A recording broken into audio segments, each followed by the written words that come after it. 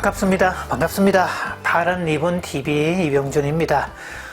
지금 제네시스 해피니스, 우리는 원래 행복하게 창조되었다, 이런 내용을 다루고 있습니다.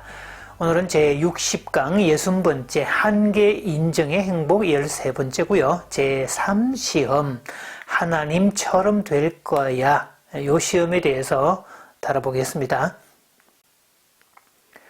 영화 300이라는 게 있었죠. 이 페르시아의 크세르크세스 왕이 20만 대군을 이끌고 그리스 지역을 침공해 왔던 그것을 배경으로 만든 영화죠. 그리스 연합국 중에 하나였던 스파르타의 레오니다스 왕이 300명의 결사대를 이끌고 테르모펠레 협곡에서 전투를 벌이는 그런 장면을 다루고 있습니다. 마지막엔 아주 장렬히 전사하였고 20만 대 300명, 말 그대로 싸움 자체가 안 되는, 성립이 안 되는 일이지만 유일한 육로였던 그 테르모펠레 협곡을 지나야 되기 때문에 그 지리적 이점을 이용을 해서 페르시아 연합군의 진격을 막아냈던 효과가 있었고요. 이 장렬한 최후를 통해서 그리스가 연합 동맹을 결성하고 맞대응하는 그런 결과를 가지고 옵니다. 이 영화 속에 보면 화살을 쏠 때 화살이 하늘을 새카맣게 뒤덮는 그런 장면은 정말 압권 중에 압권이었습니다. 그런데요, 레오니다스 왕도 중요하지만 여기서 이 페르시아 왕 크세르크세스 왕을 한번 주목해 봐야 됩니다. 여기서 이 사람은 치장도 아주 예사스럽지 않게 치장을 했고요.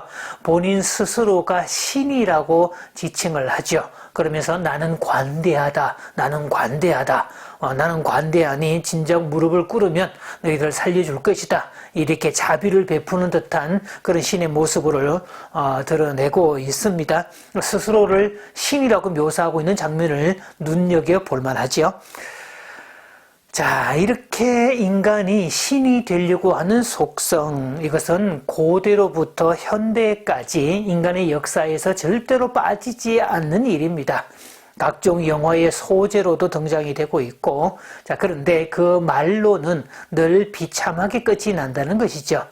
자, 그런 면에서 신의 속성을 닮으려고 하는 태도는 권장할 만한 삶의 태도이지만, 신이 되겠다고 하는 태도는 지양해야 될 삶의 태도라고 할 수 있습니다. 앞 시간에 선악과 부분, 선악을 알게 하는 나무의 실과 이 선악과를 다루면서 아담과 하와가 선악과의 과실을 먹고 시험에 빠졌다, 타락하게 되었다, 눈이 밝아졌다, 이런 얘기를 했는데, 자, 많은 분들이 이런 물음을 제기했죠. 왜 굳이 선악과를 만드셨을까?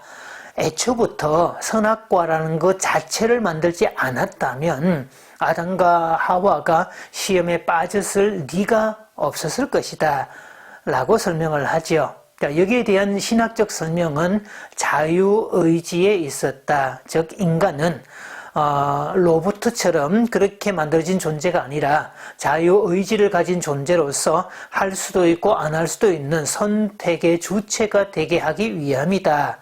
자, 이런 것이 신학적 해석이었습니다. 자, 그런데요, 우리가 여기서는 이 제네시스 해피니스에서는 관점을 좀 달리해서 좀 다른 관점으로 보면 선악과는 거울이라고 보시면 됩니다. 자, 거울.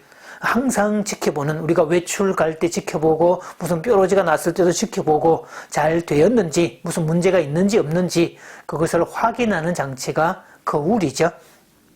그래서 선악과의 위치는 동산의 정중앙에 위치해서 동서남북 어디에서나 볼 수 있는 그런 곳에 위치했습니다. 아마 사이즈도 작은 사이즈가 아니었을 겁니다. 사방에서 보이려면 꽤 적당히 큰 나무였을 테죠.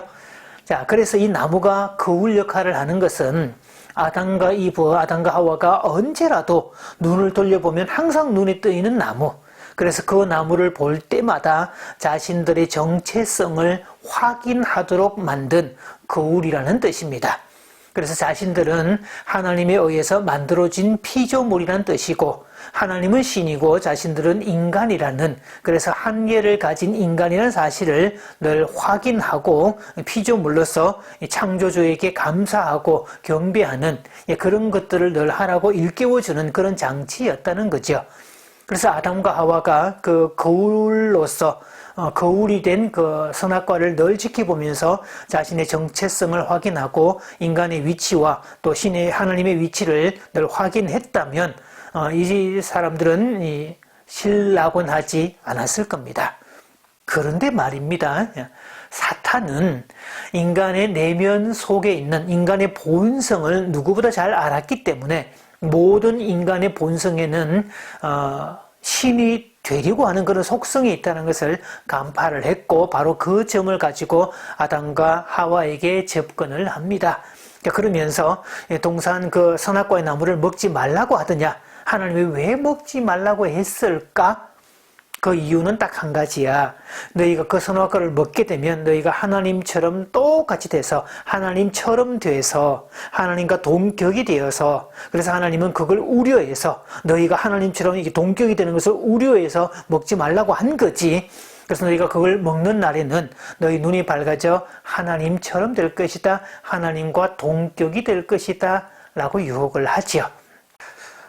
지구의 역사에서 신이 되려고 하는 인간의 그 속성은 정말 많은 사례가 있습니다. 이 진시의 왕이 치하 무덤을 아주 대규모로 만들었던 그 이유도 어쩌면 사후 세계를 연장하려는 그런 것도 있고 스스로가 신이라는 것을 증명하려는 그런 속성의 발로라고 보시면 되겠고요. 나폴레옹도 스스로 황제가 된 것 또한 신이 되려는 속성의 발로라고 보시면 됩니다. 신의 속성은 심판자, 그러니까 판단하시는 분, 이렇게 되는 건데, 인간이 신이 되면, 스스로 신이라고 착각을 하면 스스로가 심판자가 되고 재판자가 되기 때문에 남의 말을 전혀 듣지 않게 됩니다. 그래서 살면서 주변에서 남의 말을 전혀 듣지 않는 사람, 들으려는 시도 자체를 하지 않는 사람, 이런 사람은 이미 자기 스스로가 신이 되었다고 착각하는 사람이라고 간주하셔도 무방합니다. 그래서 나폴레옹은 그 러시아를 정벌하러 갈 때에 그 러시아가 워낙 넓은 지역이고 또 북쪽이기 때문에 추위가 정말 혹독했는데요. 더군다나 그때 기상학자들이 그 해의 기상을 예측하면서 이번 겨울은 유난히도 추울 것이다 라고 미리 경고를 했음에도 불구하고 나폴레옹은 그 말을 듣지 않았죠. 신이 된 사람이 신이니까 인간의 말을 들을 필요가 없다고 생각했던 거죠. 그래서 주변 참모들이 그렇게 만류했음에도 불구하고 나폴레옹은 러시아 정부를 감행했는데 50만 대군으로 출발했다가 마지막 프랑스로 돌아온 사람은 6천 명에 불과했다.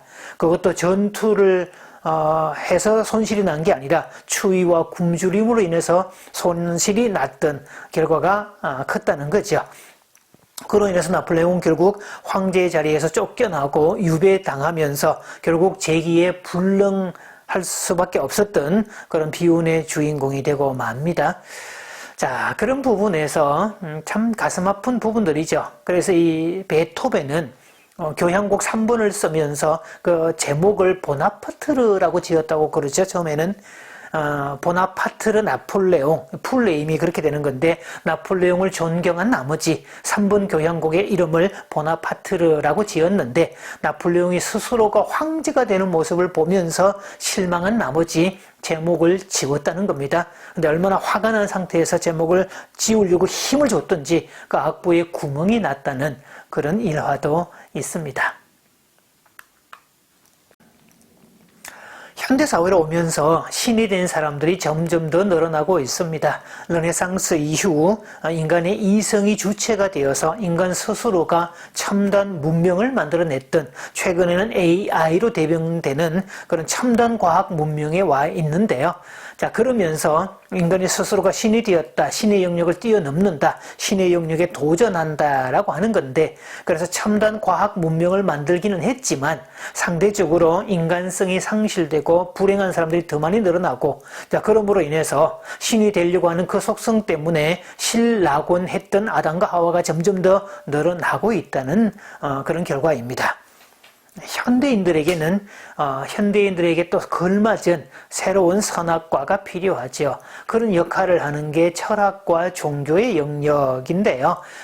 우리가 물리학을 얘기할 때 피직스라는 단어를 쓰는데 철학은 메타피직스, 그러니까 피직스를 넘어서는, 메타는 넘어선다는 뜻이니까 피직스 위에 있는 세계, 그 부분이 철학의 세계가 되죠. 그런데 이성 중심으로만 교육을 받은 사람들은 메타피직스에 대한 관심도 없거니와 그 부분을 이해를 못한다는 게 문제가 될 수 있죠. 그래서 앞으로 미래 사회로 가면 갈수록 인간성의 상실과 정신적인 공황, 정신적 가난 때문에 점점 더 문제는 커질 것이다 라고 예측해 볼 수 있습니다. 자, 마치면서 행복을 위한 질문 2가지 드립니다. 첫째, 신이 되려는 것과 신의 속성을 닮으려는 것은 어떻게 다를까요? 자, 2번째, 나폴레옹이 조금만 겸허했더라면 그의 말로는 어땠을까요?